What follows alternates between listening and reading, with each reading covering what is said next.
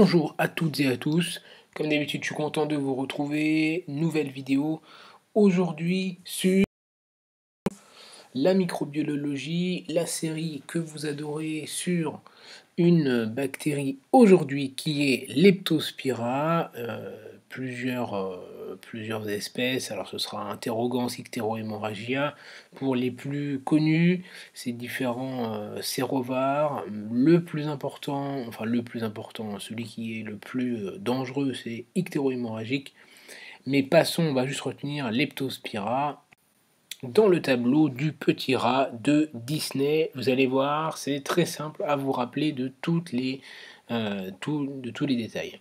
Donc la leptospirose ou fièvre des boues, c'est une zoonose, donc les animaux infectent les humains, qui se manifeste par plusieurs symptômes, et ça fait partie, cette bactérie, des spirochètes, symbolisées par la queue en forme de tire-bouchon, et qui comprend donc les leptospires, la borrelia, pour le Lyme et Treponema pallidum pour la syphilis.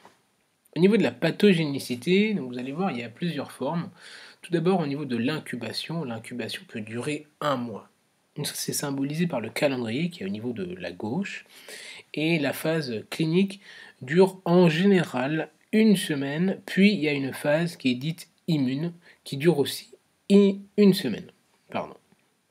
La forme classique, celle que l'on connaît le mieux, c'est la forme ictéro-hémorragique, avec un ictère qui est dit flamboyant. Vous voyez que les personnages sont tout flamboyants, un peu orangés, avec des céphalées, donc symbolisés aussi par les cheveux en partie, c'est un syndrome grippal, voilà, mais surtout ictéro-hémorragique avec épistaxis, assez fréquemment, donc la goutte au niveau du nez.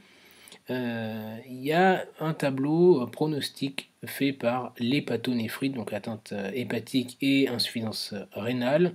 Donc pour le foie, vous vous souviendrez que l'ictère est souvent lié au foie, même si là c'est plus sur l'hémolyse. Et l'atteinte rénale pour l'anurie, symbolisée par le liquide dans la casserole.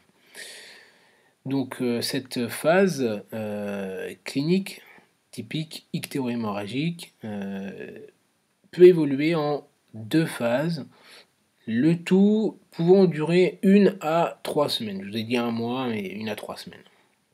Il y a d'autres manifestations possibles, avec des méningites un petit peu plus rares tout de même, évidemment, symbolisées par les cheveux, une myocardite avec le cœur sur le rat, des hémorragies alvéolaires, donc c'est ictéro-hémorragique, je vous ai dit que c'était hémorragique, l'herpès labial aussi, et une forme pseudo-grippale.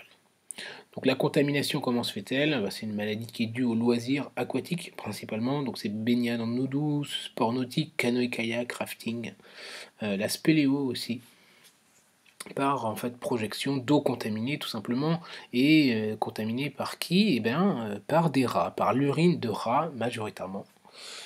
Donc le diagnostic se fait par PCR, vous voyez la barre au niveau de la cuisine qui est séparée en 3 parties. Donc je vous ai mis la première partie avant J10, diagnostic par PCR, puis la phase immune, je vous l'ai dit, deuxième phase donc avec cette pince en forme d'anticorps pour le diagnostic par les IgM. Les antibiotiques, pour ceux qui suivent les vidéos depuis pas mal de temps, ce sera facile, vous les aurez déjà devinés. Premier antibiotique, la pénicilline, donc symbolisé par le stylo. En anglais, stylo c'est pen, donc pénicilline. Ça peut être Amox tout simplement, ou va facilement se diriger vers une C3G comme la rocéfine. Donc rocéfine, c'est pour le bouquet de fleurs de rose qu'a le rat dans sa main. Et j'en ai mis 3 pour vous rappeler les C3G. Et enfin la tétracycline. Donc ça c'est les petites boules, les petits ronds au niveau de la barre verticale. Donc en vert toujours, 4 cercles pour tétracycline. Voilà, c'était le tableau en moins de 5 minutes de Leptospira, le petit rat de Disney. On arrive donc à la fin de la vidéo. Si ça vous a plu, comme d'habitude, abonnez-vous, cliquez sur la cloche des notifications, lâchez un pouce bleu de cyanosée, peut-être d'hémorragie alvéolaire, je ne sais pas, d'un ictère hémorragique de leptospirose. Partagez la vidéo, prenez soin de vous et de vos patients.